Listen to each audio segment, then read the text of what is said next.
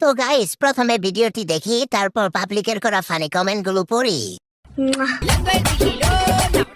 আমাকে তুই কিসের অ্যাটিটিউড দেখাস বোন? খোঁজ নিয়ে দেখ, তোর বয়ফ্রেন্ড আমাকে লুকিয়ে লুকিয়ে সার্চ করে।